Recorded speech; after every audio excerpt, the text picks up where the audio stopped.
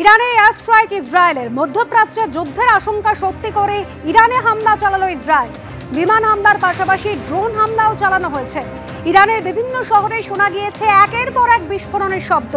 পাল্টা ইসরায়েলকে ড্রোন হামলা ইরানের। ইসরায়েলের প্রধানমন্ত্রী জানিয়েছেন ইরানের পরমাণু কেন্দ্রে হামলা চালানো হয়েছে।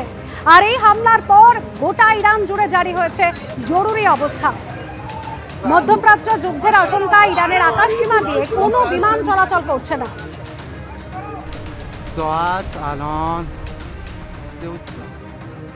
ব্রিগেডিয়ার দেবাশিস দাস এই মুহূর্তে রয়েছেন আমাদের সঙ্গে টেলিফোন লাইনে। ব্রিগেডিয়ার দাস, ইরানের বৃহত্তম যে ইউরেনিয়াম কেন্দ্র সেখানে হামলা চালিয়েছে ইসরায়েল, পাল্টা আবার ইরান প্রত্যাঘাতের হুঁশিয়ারি দিয়েছে।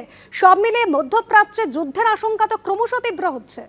হ্যাঁ, দেখুন, বেশ কয়েক বছর ধরে তো এটা চলছে ইরান ইসরায়েলের এই ব্যাপারটা, এবং সেটা এখন একটা এমন জায়গায় চলে আসছে যেটাকে আমরা বলতে পারি পয়েন্ট অফ নো রিটার্ন।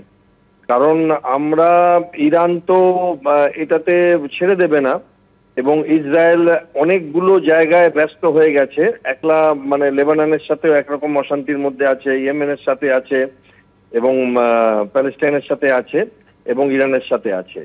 এবার ইসরায়েল নিজেকে ব্যস্ত করে রেখেছে। ইউএস দূর থেকে নিশ্চয়ই সমর্থন করছে এটা, যদিও তারা এড়িয়ে যেতে চাইছে ডাইরেক্ট কোশ্চেন। কিন্তু এই ইরাকের যে একটা রিপারকেশন আসবে, একটা প্রত্যাঘাত আসবে, এতে কোনো সন্দেহ নেই। এবং আমার মনে হয় আস্তে আস্তে আমাদের পৃথিবীটা এরকম একটা পারমাণবিক জায়গায় চলে যাচ্ছে, যুদ্ধের জায়গায়, যেখান থেকে পৃথিবীর মানুষদের বেরিয়ে আসা অসম্ভব হয়ে যাবে। কারণ একজন শুরু করলে আরেকজন শুরু করবে। বাট এর শেষ কোথায় হবে আমরা এই মুহূর্তে বলতে পারছি না। বাট একটা বড় আশঙ্ক, এবং এই আশঙ্কাটা ছড়িয়ে যাবে কিন্তু চারদিকে, ইউরোপেও ছড়াবে, মিডল ইস্টেও ছড়াবে, আমেরিকাতেও ছড়াবে, এবং এমন না যে কোনো দেশ এটার থেকে বাদ থাকবে। ভারতেও ছড়াবে, আফগানিস্তানেও ছড়াবে, পাকিস্তানেও ছড়াবে এই ব্যাপারটা। এবার দেখা যাক কি হয়। আমরা এখন তো আশঙ্কায় আছি যে ইরান কি করবে, এবং তার প্রত্যাঘাতে আবার ইসরায়েল কি করবে। ধন্যবাদ ব্রিগেডিয়ার। আমরা তো আমদানি নির্ভর, আমাদের তেলটা পুরোটাই আমদানি করতে হয়।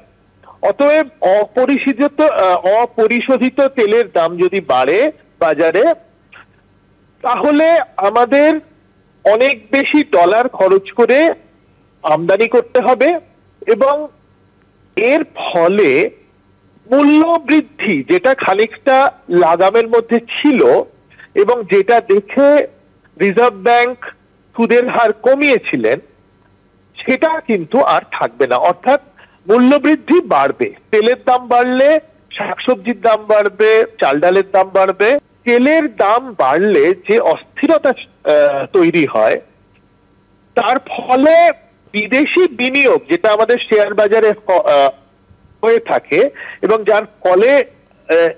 যার ওপরে আমাদের শেয়ার বাজারের ওঠানামা অনেকটাই নির্ভর করে, সেই বিদেশি বিনিয়োগটা কিন্তু ব্যাহত হবে। অর্থাৎ এখান থেকে টাকা বেরিয়ে যাবে, ডলার বেরিয়ে যাবে। ডলার বেরিয়ে গেলে দুটো এফেক্ট, একটা হচ্ছে শেয়ার বাজারটা পড়বে, এবং দ্বিতীয়ত টাকার দামটাও পড়বে।